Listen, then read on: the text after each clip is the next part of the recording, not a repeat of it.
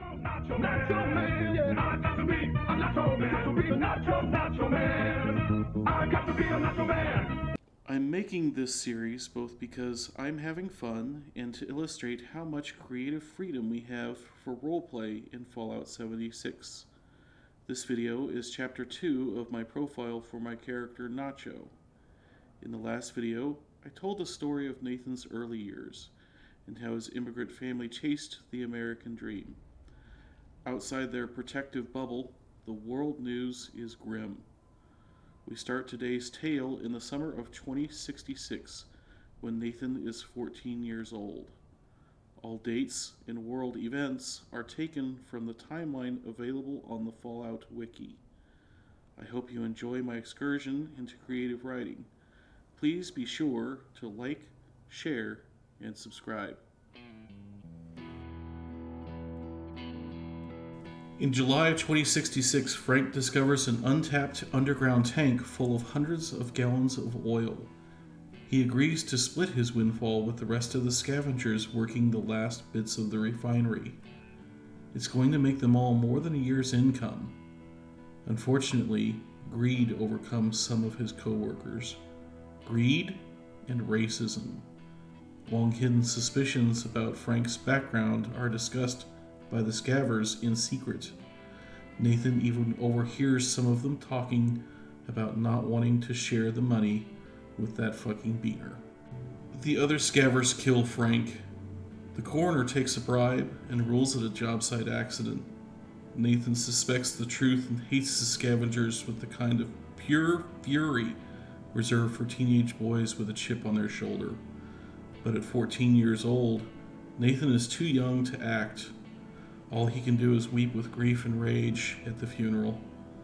It's a pauper's funeral, all the family can afford. Frank is buried in a cardboard casket with a wooden cross as a headstone. But at least the scavvers are too embarrassed and guilty to attend. Afterwards, Nathan asks his mom about his heritage. His parents never talked about it, and he never asked. But he remembers hearing quiet rumors that his dad was a Mexican immigrant. Rose makes him swear to never reveal that she and Frank began life as Rosa Torres and Francisco Sanchez. She is in the United States illegally. If anyone found out, at best she would lose her job. But the consequences could be much worse. Even though Nathan was born as a U.S. citizen, Rosa could be deported to what is left of Mexico. That would be a fate worse than death. Rosa is still a beautiful woman. The cartels are the only remaining authority in northern Mexico, and they would surely use Rosa as a slave prostitute. All of this leaves Nathan bitter and angry as he enters high school in the fall of '66. It's a new school with new kids. One in particular, named Sean, seems especially intimidating when he asks Nathan's name. Nathan mutters, "My name is not your business."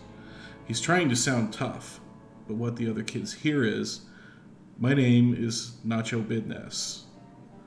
Sean thinks it's a strange name, but he actually is very nice. He says, "Well, Nacho, you want to shoot some hoops after school?" Sean and Nathan end up as close friends, but it's months before shy Nathan bothers to correct his name. The nickname Nacho sticks for the rest of his life. Nacho graduates high school on time in the spring of 2070.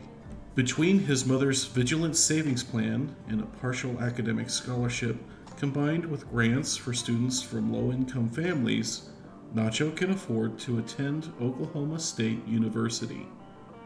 He decides to major in mechanical engineering, largely because he wants to work on the new fusion-powered Corvegas that are hitting the market.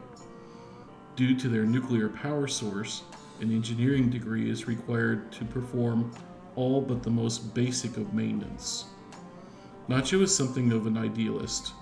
Though technology and oil dependence have brought the world to a sad state, he's convinced that tech also holds the answers.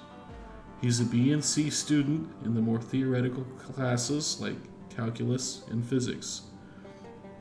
But he's a whiz at the practical classes like applied robotics and clubs like the solar car team. College is amazing for Nacho. He has more friends than he ever had in high school.